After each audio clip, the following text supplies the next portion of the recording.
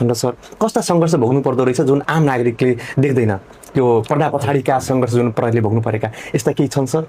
हजुर, अब अहिले पहिला चाहिँ यस्ता समस्या धेरै थियो होला नि क्या, दण्डकालीन समयमा दण्डकालीन। त्यस पछाडिको जबसम्म यो हामी डिजिटल उसमा थिएनौँ, डिजिटल प्लेटफर्ममा चाहिँ प्रहरी पनि थिएन अथवा नागरिकहरू पनि अप्रोच कम थियो, त्यति बेला चाहिँ समस्याहरू के रहेछन् भनेर अलिक बुझ्न गाह्रो। अब प्रहरीले भन्यो भने थाहा हुने होला।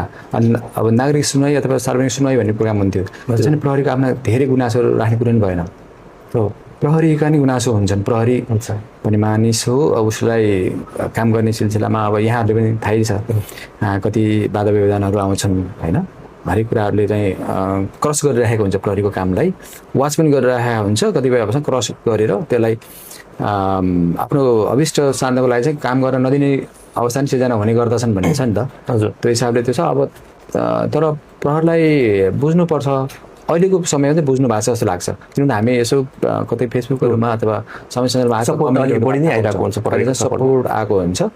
केही अलिकति त्यस प्रहरीले जुन कानुनको लागि लागिरहेको हुन्छ, त्यो कानुन कार्यान्वयन नभइकन त्यो उल्लङ्घन भइरहेको हुन्थ्यो। अहिले आफू चाहिँ गलत क्रियाकलापमा खेलिराख्न पाए हुन्थ्यो। अपराधिक मनसायको प्रवृत्तिको मान्छेहरूले चाहिँ यो प्रहरी हजुरले प्रहरीले नै भएको कुरा नागरिकको चेतनामा किन कि परिवर्तन आएको लागेको हजुर आएको छ।